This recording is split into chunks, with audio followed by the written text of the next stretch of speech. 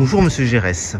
Alors, nous nous sommes vus la dernière fois, vous nous avez annoncé votre candidature aux élections sénatoriales. Qu'est-ce qu'il y a de nouveau alors? Pourquoi reparler de cette élection? Pourquoi vous reparlez de cette élection? Parce que c'est ce que j'ai de plus à cœur dans le cadre de cette élection qui approche à grands pas maintenant, puisque c'est prévu fin septembre 2023. Et pour les villages et les villes de Seine-et-Marne, comme de toute la France d'ailleurs, c'est très important. Nous le savons tous, nos technocrates parisiens travaillent sur le fait de réduire nos 35 000 communes à 18 000, c'est-à-dire que la plupart des villages de notre pays et puis de notre belle Seine-et-Marne deviendront des quartiers de super communes. Et les élus que nous avons aujourd'hui, nos maires adjoints, nos conseillers, pour beaucoup n'existeront plus, bien sûr.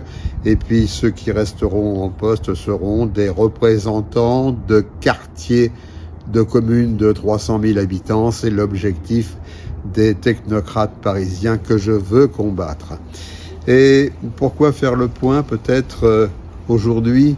Eh bien, voyez-vous, parce que j'ai retrouvé, de par tous ces soutiens qui m'arrivent régulièrement, ce que veut dire ce petit mot « bonheur ». Et comme disait Johnny Hallyday, l'envie d'avoir envie. Beaucoup d'entre vous le savent, j'ai perdu mon épouse après 50 ans de mariage d'un terrible cancer. Et quand cela arrive, on est très malheureux. Et cette passion pour nos villages de Seine-et-Marne principalement, cette passion de vouloir que toutes les identités communales subsistent, me donne beaucoup d'espoir pour être efficace dans le cadre de l'intérêt général. J'ai parcouru la Seine-et-Marne pendant ce mois d'août. J'ai revu toutes ces communes dont il y passe des rivières qui ont aménagé leur bord d'eau avec des activités d'eau extraordinaires, même si l'eau nous manque, il faut le reconnaître, que ce soit la Marne, le Loing, la Seine, enfin, nous avons des richesses en termes de qualité de vie en Seine-et-Marne avec nos 514 communes que je souhaite absolument que tous les villages et villes de Seine-et-Marne gardent leur identité et que les projets enfouis dans des dossiers secrets de nos technocrates qui veulent faire des grandes intercommunalités, des communes et faire disparaître nos villages en termes d'identité, que tout cela ne se fasse pas. Je vais me battre intensément et je suis heureux de tous ces soutiens qui m'arrivent chaque jour un peu plus. Oui, ça me remplit le cœur. Oui, ça me donne l'envie d'avoir envie. Oui, je veux me battre pas pour moi, pas pour une notoriété personnelle. Non, je veux me battre pour nos villages que j'adore, pour les conserver, pas spécifiquement pour qu'ils survivent, mais comme m'avait dit un jour Charles Pasqua, pour les faire prospérer, pour les faire évoluer. Il faut conserver nos 35 000 communes, c'est notre richesse, c'est notre ADN en France. Et la Seine-et-Marne, croyez-moi, vous avez de merveilleux joyaux de villages à découvrir. C'est une Seine-et-Marne absolument extraordinaire. C'est l'un des plus grands départements de notre pays, mais qui mérite l'attention de chacun. Vous avez fait une campagne un peu désintéressée politiquement, hein. Votre combat, c'est vraiment les villes et les villages de France, et particulièrement de Seine-et-Marne.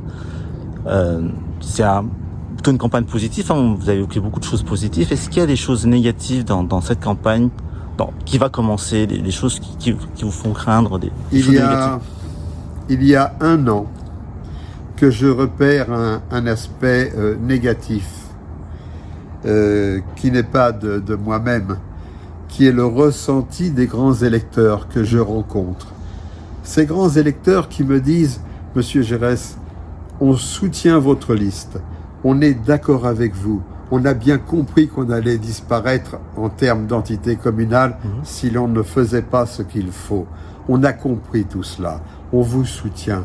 Mais surtout, ne faites pas savoir qu'on est avec vous.